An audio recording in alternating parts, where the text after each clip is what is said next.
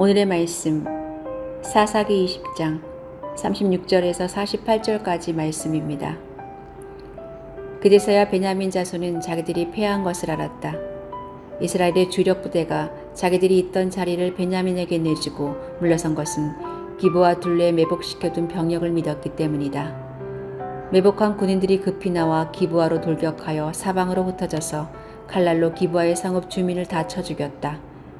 이스라엘 주력 부대와 매복 부대 사이에서는 성읍에서 큰 연기가 구름 기둥처럼 치솟는 것으로 신호를 삼자는 약속이 이미 되어 있었다. 이스라엘 사람들이 싸우다가 물러서자 베냐민 사람들은 이스라엘 사람들 30명 가량을 쳐 죽이면서 이스라엘 사람들이 지난번 싸움에서처럼 자기들에게 꼼짝없이 진다고 생각하였다. 그러자 성읍에서 연기가 구름 기둥처럼 치솟아오를 때에 베냐민 사람들이 뒤돌아보니 온 성읍이 불바다가 되어 불길이 하늘로 치솟는 것이 아닌가. 이스라엘 사람들이 반격하니 베냐민 사람들은 패색이 짙은 것을 깨닫고 몹시 겁에 질렸다. 그들은 이스라엘 사람들 앞에서 물러나 광야길로 방향을 돌렸으나 퇴로가 막혔다. 그들은 이스라엘 주력 부대와 성읍을 치고 나온 부대 사이에 끼어 협살당하고 말았다. 이스라엘 사람들은 베냐민 사람들을 포위하고 쉬지 않고 동쪽으로 기브아 맞은쪽에 이르기까지 추격하여 쳐부수었다. 그때 베냐민 사람들이 18,000명이나 쓰러졌는데 그들은 모두 용사였다. 베냐민의 나머지 패잔병은 방향을 바꾸어 광야 쪽 림몬 바위에 있는 데까지 도망쳤으나 이스라엘 사람들이 큰 길에서 5,000명을 이삭 줍듯이 모조리 죽이고 기도메까지 쫓아가서 덮쳐 또 2,000명을 죽였다. 베냐민 사람들 가운데서 칼을 쓸 줄 아는 사람 25,000명이 그날 모두 쓰러졌는데 그들은 모두 용사들이었다. 그러나 600명은 방향을 돌려 광야 쪽 림몬 바위까지 도망쳐서 넉 달을 그 림몬 바위 있는 곳에서 숨어 살았다. 이스라엘 사람들은 다시 베냐민 자손에게로 돌아와서 그 성읍에서 사람이나 가축할 것 없이 닥치는 대로 모두 칼로 쳐서 죽였다. 그들은 그 일대의 성읍도 모두 불살랐다.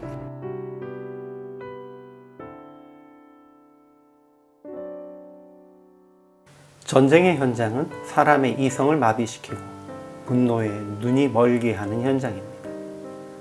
인간의 양보 없는 이기심이 가장 극한으로 표현된 장소가 전쟁터이니 이런 일들이 일어나는 것은 당연할 것입니다.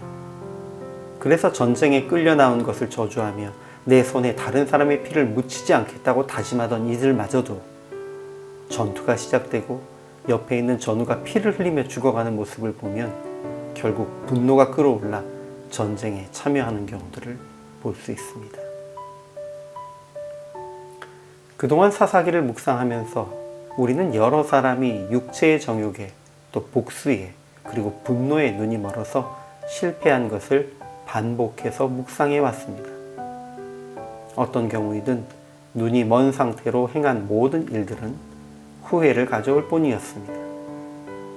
그런데 오늘 우리는 다시 한번 분노에 눈이 먼 이스라엘 백성들을 보게 됩니다. 하나님께서 오늘 베냐민 자손을 손에 붙이시겠다고 약속하셨듯이 이제 이스라엘 백성은 당연하게도 베냐민 백성에게 승리합니다.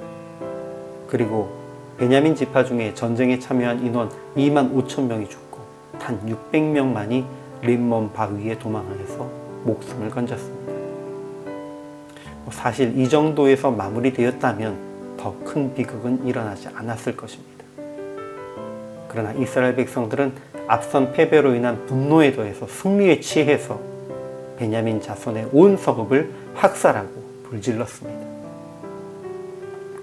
하룻밤 분노와 승리에 취한 학살의 파티가 끝나고 나면 자기 동기들을 죽였다는 현실을 마주할 터인데 그들은 그것을 생각하지 않았습니다. 비록 승리하였지만 후회만 남게 되는 이유인 것입니다. 지금 당장은 내지르는 것이 속 시원하고 지금은 억울한 것을 풀 수 있어서 좋을 것 같지만 지나친 학살, 상대를 완전히 구렁텅이에 몰아넣는 것, 감정적인 폭발은 결국 후회를 가져옵니다.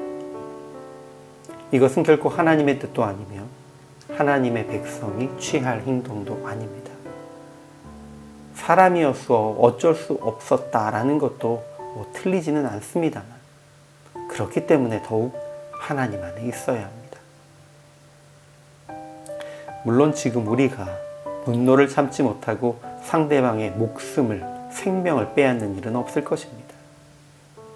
그러나 정말 상대방이 죽임을 당한다고 느낄 만큼 철저히 인격과 그의 삶을 짓밟는 행동은 할 수 있을지도 모릅니다. 그러니 아무리 분이 날 수밖에 없는 상황 속에서도 분을 품지 않고 당신에게 정말 큰 잘못을 저지른 상대라 할지라도 정말 끝까지 상대방을 몰아붙여 인격적인 죽음에 이르게까지는 하지 말아야 할 것입니다. 무엇보다도 하나님께서 죽을 수밖에 없는 우리를 용서하고 의롭다 하신 것을 기억하며 상대방을 용서하는 마음을 품는 것을 잊어서는 안 될 것입니다.